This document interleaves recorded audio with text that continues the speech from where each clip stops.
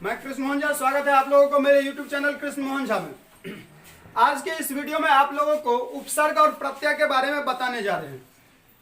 जो वर्तमान में परीक्षा का समय चल रहा है उसके लिए यह वीडियो बहुत ही उपयोगी होगा। खास करके आज भी एग्जाम होने वाला है और कल भी हिंदी का क्लास 12 का, कल साइंस और कॉमर्स का है, उसके लिए भी बेहद उपयोगी होगा। और क्लास 10th वाले जो बच्चे होंगे उसके लिए भी यह वीडियो उपयोगी होगा। क्लास 10th जो 2021 में एग्जाम देने वाले हैं या जो भी व्याकरण पढ़ते हैं उनके लिए भी यह उपयोगी होगा। तो इसमें हम उपसर्ग और प्रत्यय के बारे में बताएंगे। सबसे पहले हम उपसर्ग का परिभाषा यहाँ पे देखेंगे। तो दिया हुआ है जो शब्दांश शब्दों के आदि यानी कि पहले जुड़कर उसके अर्थ में कुछ विशेषता लाते हैं या परिवर्तन करते हैं, उसे हम क्या करते हैं? उपसर्ग कहते हैं।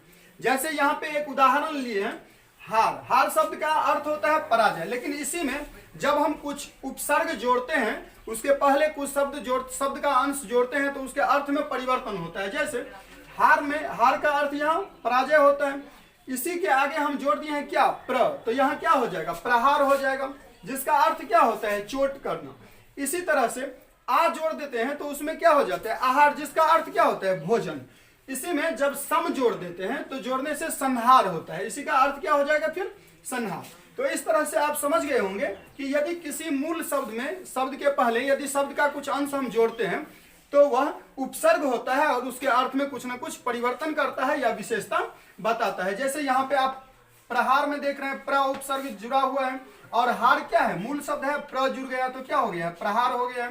यहीं पे यदि हार में आ जोड़ दिए हैं तो आहार हो गया है, आ उपसर्ग हो गया।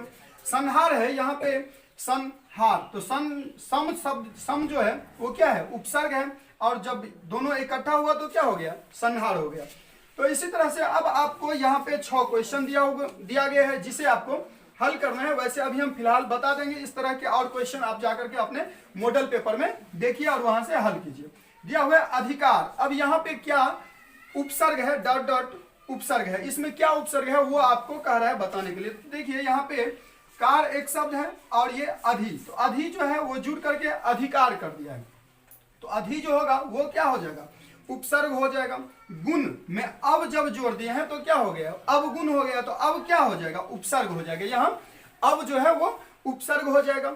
यहाँ प्रबल है तो बल जो है वो मूल शब्द है, अब प्र जब जुड़ गया तो वो क्या हो गया? प्रबल हो गया। तो प्र यहाँ पे क्या हो जाएगा? उपसर्ग हो जाएगा। सुगम है तो गम यहाँ पे क्या है? मूल शब्द है और उसमें सु जब जुड़ गया तो वह सुगम हो गया, तब वो सुगम हो गया। यहीं पे स्वतंत्र है तो तंत्र देखिए यहाँ पे क्या है? मूल शब्द है और स्व जब उसमें जुड़ गया तो वो स्वतंत्र हो गया। तो इस तरह से स्व जो होगा वो क्या होगा? उपसर्ग होगा। प्रतिकूल, कूल यहाँ पे क्या है? मूल शब्द है, प्रति जो है वो क्या है? उपसर्ग है। तो इस तरह से दोनों जुड़ करके प्रतिकूल बन गया। तो प्रतिकूल जो प्रति जो है वो क्या हो जाएगा? उपसर्ग हो जाएगा। इसी तरह से इसमें नोट लिखा हुआ है, हिंदी में कुल 13 उपसर्ग होते हैं। आपसे ऑब्जेक्टिव में यदि क्वेश्चन पूछ दे कि हिंदी में कितने उपसर्ग होते हैं तो आप वहां पे 13 को टिक कीजिएगा। चलिए अगला प्रत्यय है। जो शब्दांश शब्द के अंत में जुड़कर उनके अर्थ में विशेषता या परिवर्तन ला देते हैं वे प्रत्यय कहलाते हैं। प्रत्यय कब होता है? देखिए उपसर्ग में क्या था कि पहले जुड़ता था और प्रत्यय में क्या है कि बाद में जुड़ रहा है। ठीक है, यानी कि शब्द के बाद में, मूल शब्द के बाद में कोई ना कोई प्रत्यय जुड़ करके उसके विशेषता में परिवर्तन लाता है तो उसे क्या कहते हैं? प्रत्यय कहते हैं। जुड़कर उनके अर्थ में विशेषता या परिवर्तन ला देता है तो वे क्या कहलाते हैं? प्रत्यय कहलाते हैं। जैसे यहाँ देखिए दया शब्द में आलू जोड़ने से अर्थ में परिवर्तन होता है। जैसे बन क्या जा रहा है? दया जोड़ आलू बराबर क्या हो जाएगा? दयालु। यानी यहाँ पे आलू जो है वो क्या है? प्रत्यय है। सेठ जोड़ आनी बराबर क्या है? सेठानी। यहाँ आनी क्या हो जाएगा? प्रत्यय हो जाएगा। इसी तरह से हम कुछ इसका हल करने के लिए, प्रैक्टिस के लिए कुछ 4 क्वेश्चन लिए हूँ। लेखक शब्द में डॉट डॉट डॉट प्रत्यय है, यानी लेखक शब्द में प्रत्यय क्या है? तो लेखक, ख के बाद अ का उच्चारण लेखक, तो अ क यहाँ पे क्या हो जाएगा? अक जो है वो क्या हो जाएगा? प्रत्यय हो जाएगा। विलाप, वी लॉ के बाद अ का उच्चारण होता है, विलाप अ का उच्चारण होता है अ आकर अप, आप जो है यहाँ पे क्या हो जाएगा? प्रत्यय हो जाएगा। लिखावट तो आवट हो जाता है, आवट क्या हो जाता है? प्रत्यय हो जाएगा।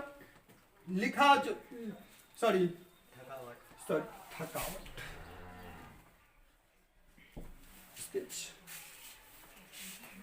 थकावट थक में आवट शब्द जोड़ दिए हैं तो क्या हो गया, थकावट जो हो गया, यहाँ पे ख लिखा गया तो थ के बदला थकावट हो जाएगा। तो आवट यहाँ पे क्या हो जाएगा, प्रत्यय हो जाएगा। बोली, देखिए यहाँ पे बोल मूल शब्द है और यहाँ पे दीर्घ ई जुड़ करके उसको क्या कर दिया, ली, बोली कर दिया है। तो यहाँ पे क्या हो जाएगा, दीर्घ ई, इसका क्या हो जाएगा, प्रत्यय हो जाएगा। तो इस तरह से आप लोगों को समझ में आ गया होगा। प्रत्यय के दो भेद हैं, कृत प्रत्यय और तद्धित प्रत्यय। आपसे यदि पूछ दे कि प्रत्यय के कितने प्रकार हैं तो क्या कहेंगे, दो प्रत्यय है, कृत प्रत्यय और तद्धित प्रत्यय। तो इस तरह से आप लोगों को उपसर्ग और प्रत्यय के बारे में जानकारी मिल गया होगा। आप लोग रिव्यू करके बार बार देख लीजिए और जा करके अपने मॉडल पेपर में इस तरह के क्वेश्चन को खोज करके देखिए और हल कीजिए। अभी के लिए बस इतना ही।